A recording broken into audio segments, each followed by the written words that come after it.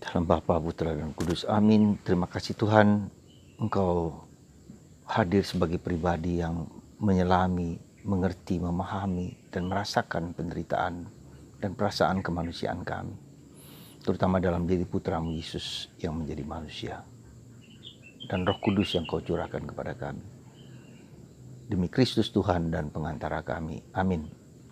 Saudaraku terkasih dalam Kristus, hari ini dalam bacaan Injil, Yesus mengatakan bahwa dia datang bukan untuk meniadakan, untuk menghapus hukum Taurat dan kitab para nabi, tapi menyempurnakannya, memenuhinya, mewujudkannya lebih tinggi daripada apa yang disampaikan oleh para nabi dari hukum Taurat.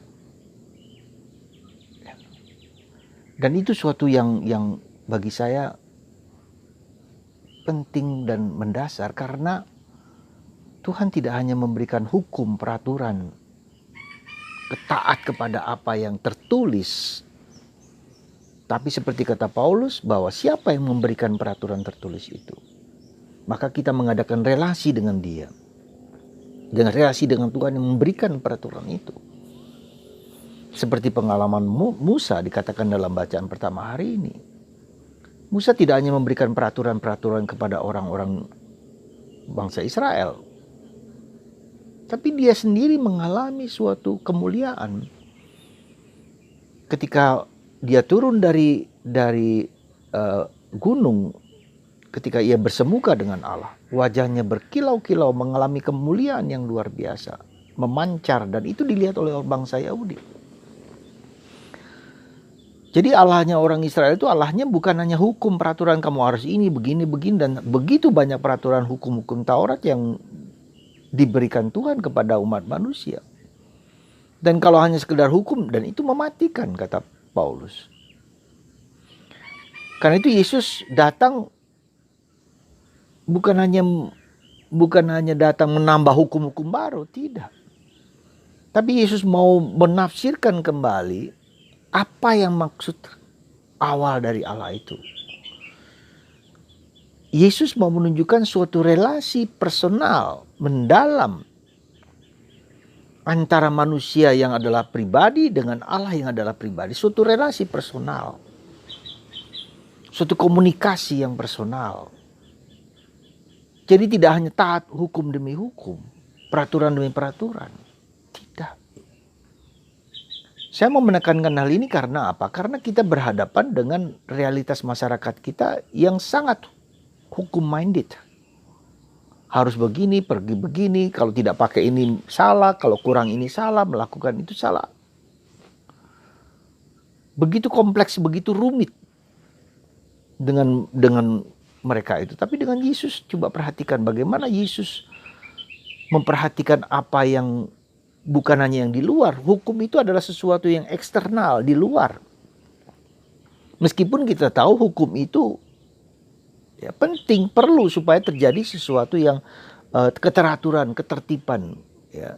Tetapi tanpa masuk ke kedalaman, siapa yang memberikan itu, roh apa, semangat apa yang ada di dalam hukum dan peraturan itu yang menjadi penting.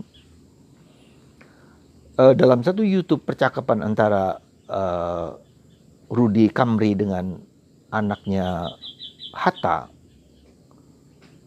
berkaitan dengan Undang-Undang Dasar 45, dia mengatakan ya, pembaharuan Undang-Undang Dasar 45 yang dilakukan oleh beberapa orang itu kehilangan rohnya. Tidak menangkap roh Undang-Undang Dasar 45, tidak ditangkap. Tapi praktis, aspek praktis hukum. Hanya untuk menjalankan sesuatu demi situasi yang baru, tapi menangkap roh itu.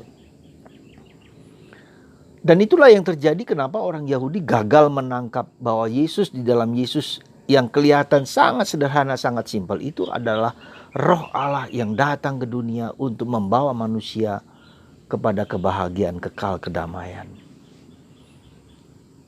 Saudara, kalau kita gagal juga dalam kehidupan kita sebagai orang Katolik, gagal lagi menangkap roh Allah itu, semangat Allah itu, Allah sendiri, bukan hanya menangkap roh, semangat Allah, tapi menjalin relasi personal dengan Allah.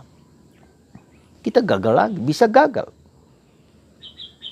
Nah, dalam tahap perkembangan hidup manusia, memang mungkin kalau diperhatikan adalah pada mulanya manusia seperti anak kecil yang relasi personal dengan bapak, dengan ibunya begitu akrab, begitu dekat. Lama-kelamaan harus ada peraturan-peraturan sampai batas tertentu, ya. Dia menjelang dewasa, ini peraturan A dan seterusnya, dan seterusnya. Akhirnya lama-kelamaan orang berpusat pada peraturan itu untuk mencapai suatu kedamaian, keharmonisan dalam relasi bersama. Maka terjadi suatu relasi bapak dan ibu karena peraturan. Tetapi lama-kelamaan ini harus tumbuh, berkembang, masuk lagi, kembali ke belakang. Menjadi relasi personal tidak lagi pada hukum, tapi niatnya adalah Allah atau orang tua mencintai anaknya, anak mencintai orang tuanya, meskipun peraturan-peraturan ini tetap berjalan. Maka perlu mereklaim kembali, ya, relasi personal itu. Ada satu pengalaman ketika saya memberi retret kepada satu keluarga ketika merayakan pesta peraknya. Keluarga ini minta saya untuk mengadakan retret 3 hari.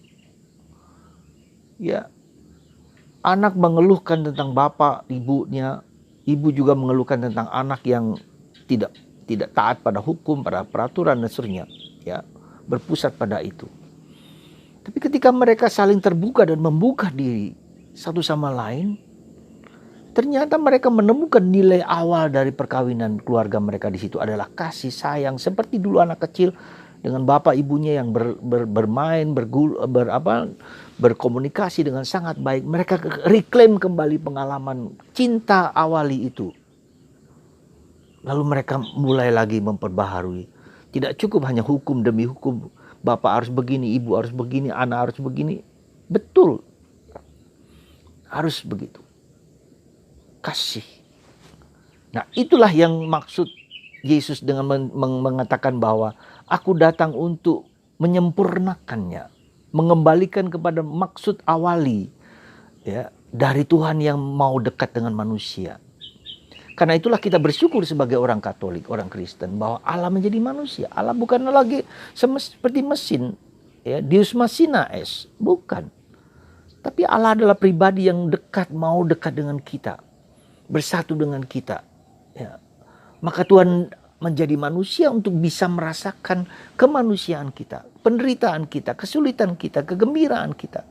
Allah bukan Allah yang mati, yang gak merasakan penderitaan kita. Dia tahu, maka Yesus mengalami semua yang kita alami. Maka sungguh-sungguh kita bersyukur, saudaraku terkasih. Kita mempunyai Allah yang hidup. Allah yang merasakan pengalamanku ketika aku berdoa, aku pun mengungkapkan segala pengalaman-pengalaman batinku itu kepada Tuhan. Dan Tuhan mengerti, Tuhan memahami itu bagi kita. Ya. Maka Santa Teresa mengatakan doa itu adalah suatu percakapan personal pribadi pada Allah yang tahu, yang mencintai aku. Yang aku tahu bahwa Allah mencintai aku. Ya. Saudaraku yang terkasih, kita bisa jatuh ke dalam hukum demi hukum. Dan itu yang seringkali terjadi. Maka seringkali relasi kita menjadi relasi yang dingin dengan Allah. Karena hukum. Hukum itu yang penting dijalankan peraturannya. Ya, itu sudah cukup. Tapi agama kita bukan agama hukum, saudaraku terkasih. Dosa itu pertama-tama bukan pelanggaran hukum, bukan.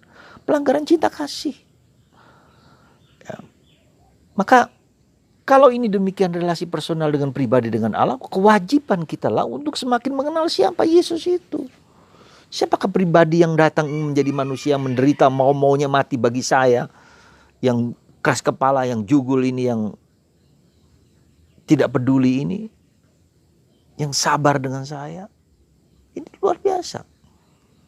Maka kewajiban kita untuk mengenal Yesus, bukan hanya tahu Yesus, mengenal relasi personal siapakah Yesus itu. Maka ketika kita membaca sabda Allah, kitab suci bukan hanya sekedar tulisan. Dan ini suatu tahap, sekali lagi tahap perkembangan kedalaman hidup kita. Nah, bagaimana caranya supaya kita bisa melompati tahap ini? Nah, Kerap kali Tuhan itu mengubahnya dengan memberikan kepada kita penderitaan-penderitaan demi penderitaan, kesulitan-kesulitan, supaya kita sadar bahwa hukum itu, peraturan itu dengan Tuhan tidak cukup lagi. Harus masuk kepada suatu relasi personal, saling bicara, saling mengasihi, saling merasakan dalam tanda petik. Tuhan sudah merasakan kita, sekarang aku merasakan Tuhan hadir bersamaku, membimbing aku, menuntun aku. Sampai ke sana gitu. Nah, kedua, tidak hanya kita penderitaan itu, tapi juga kita belajar hening, belajar diam. Karena dengan hening itu kita tidak bicara dengan kepala, tidak bicara dengan mulut, tidak bicara dengan hati, tapi bicara dengan roh kita sendiri. Maka Yesus mengatakan relasi kita harus dalam roh dan kebenaran.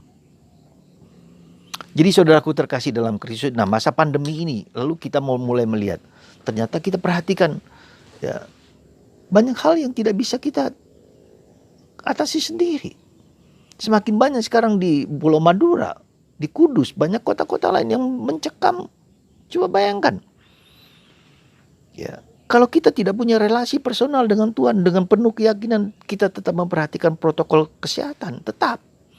Tapi bersama Tuhan itu. Ya. Maka saudaraku terkasih dalam Kristus, saya mohon, ya, saya harap, saya undang Anda melakukan dua hal itu saja. Penderitaan, kesulitan yang kita alami ini, baik eksternal maupun internal. Coba saja. Sama saja dengan relasi Anda suami dan istri. Kalau kita terpaku pada peraturan harus begini, harus begitu, harus begitu, harus begitu, kita akan marah. Gak cukup. Maka terjadi konflik. Nah, konflik itu sebetulnya satu carana bagi kita untuk masuk lebih dalam. Bukan hanya pada peraturan di aspek lahiriah, tapi aspek batinnya. Oh, ternyata suamiku punya maksud demikian. Oh, ternyata istriku punya hati yang demikian. Punya kedalaman demikian. Lalu saling mengenal. Jadi konflik itu seringkali terjadi supaya kita memasuki suatu relasi lebih dalam. Saling mengerti, saling memahami, saling mencintai, saling memberikan diri. Dan itulah maksud Allah kepada kita. Demikian juga dengan Allah. Ketika kita mengalami penderitaan, ketika kita mengalami kesulitan, ketika kita mengalami kehilangan, Tuhan menjadi kita cari. Sebagai pribadi yang melindungi, menguatkan, meneguhkan, mencintai. Kita bahkan memeluk, bisa merangkul, dan dia bisa mengerti, memahami, dan menguatkan kita. Dan bahkan menyelamatkan dan menembus kita. Dan membimbing kita untuk jalan terus. Maka Yesus memberikan kepada kita Roh Kudus, Roh Allah, Bunda Maria. Ini semua personal, pribadi yang personal yang mengerti, memahami kita. Kemarin saya mendengar uraian tentang Maria Guadalupe, ya. Kepada Maria menampakkan diri kepada Diego. Pertama kali dia minta menampakkan diri, lalu bilang pada paus untuk bilang pada uskup untuk mendirikan basilika, kapel, gereja. Uskup tidak percaya. Yang kedua juga tidak percaya. Lalu uskup bilang, oke, berikan aku tanda. Nah, pada saat ketiga kalinya Bunda Maria mau menampakkan memberikan tanda bukti bahwa ia sungguh-sungguh serius dengan pembangunan gereja di sana. Diego pada waktu itu sangat sibuk karena pamannya mau mati gitu loh, sakit mati. Lalu dia sibuk ke sana kemari, sehingga dia mau menghindar untuk bertemu dengan Yesus. Lalu ketika itu justru Bunda Maria bertemu dengan Diego dan mengatakan, kenapa kamu sibuk sekali? Kenapa kamu tidak bertemu dengan aku? Percayakah aku ada di sini? Ya, kenapa engkau sibuk dengan banyak hal? Aku ibumu. Datanglah kepadaku. Lalu kemudian terjadilah ya pertemuan itu. Lalu akhirnya Diego minta maaf, lalu dia minta kain yang ada di tilma namanya itu, lalu diambillah bunga-bunga yang pada waktu itu tidak akan muncul, ditaruh di tempat itu, diserahkan kepada uskup, dan bunga itu bunga yang indah sekali, yang tidak ada pada waktu itu. Lalu di tilma kain itu wajah Bunda Maria menampakkan keindahan Guadalupe. Pertanyaan saudara, kita mempunyai Bunda Maria, kita mempunyai Yesus. Kenapa kita gelisah? Kenapa kita cemas? Datanglah kepadaku, kata Yesus. Kita punya Bunda Maria, datang dalam penderitaan kehidupan kita. Kita tidak sendirian, kita tidak yatim piatu. Maka mari kita datang kepada Yesus, kepada Bunda Maria. Dalam situasi kesulitan kita, Tuhan memberkati Anda semua dan kita semua untuk datang kepada Yesus. Berkat Tuhan atas Anda semua dalam Bapa, Putra, dan Roh Kudus. Amin.